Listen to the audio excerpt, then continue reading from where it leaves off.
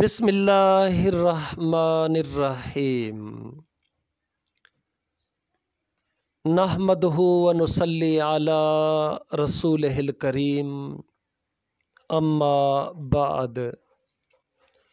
محترم ناظرین، السلام علیکم ورحمۃ اللہ وبرکاتہ۔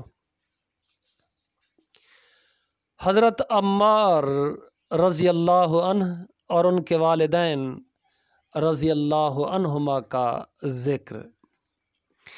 حضرت عمار رضی اللہ عنہ اور ان کے ماں باپ کو بھی سخت سے سخت تکلیفیں پہنچائی گئیں۔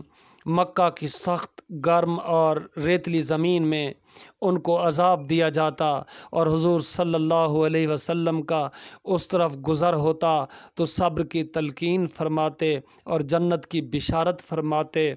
آخر ان کے والد حضرت یاسر رضی اللہ عنہ اسی حالت تکلیف میں وفات پا گئے کہ ظالموں نے مرنے تک چین نہ لینے دیا، اور ان کی والدہ حضرت بی بی سمیہ رضی اللہ عنہ کی شرمگاہ میں ابو جہل ملعون نے ایک برچھا مارا جس سے وہ شہید ہو گئیں، مگر اسلام سے نہ ہٹیں۔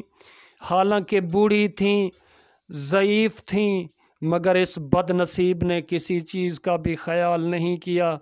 اسلام میں سب سے پہلی شہادت ان کی ہے، اور اسلام میں سب سے پہلی مسجد حضرت عمار رضی اللہ عنہ کی بنائی ہوئی ہے۔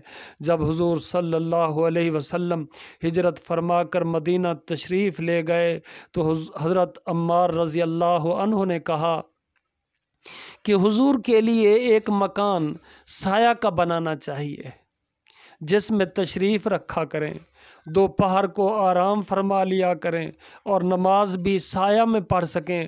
تو قباء میں حضرت عمار نے اول پتھر جمع کیے، پھر مسجد بنائی۔ لڑائی میں نہایت جوش سے شریک ہوتے تھے۔ ایک مرتبہ مزے میں آ کر کہنے لگے کہ اب جا کر دوستوں سے ملیں گے، محمد صلی اللہ علیہ وسلم اور ان کی جماعت سے ملیں گے۔ اتنے میں پیاس لگی اور پانی کسی سے مانگا۔ اس نے دودھ سامنے کیا، اس کو پیا اور پی کر کہنے لگے کہ میں نے حضور صلی اللہ علیہ وسلم سے سنا ہے کہ تو دنیا میں سب سے آخری چیز دودھ پیے گا۔ اس کے بعد آپ شہید ہو گئے۔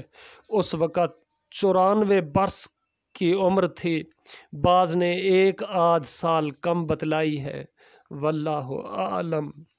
اللہ پاک ہمیں ان برگزیدہ ہستیوں، مبارک ہستیوں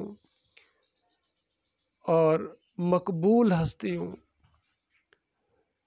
صحابہ کرام رضوان اللہ علیہم اجمعین کے نقش قدم پر چلنے کی توفیق بخشے۔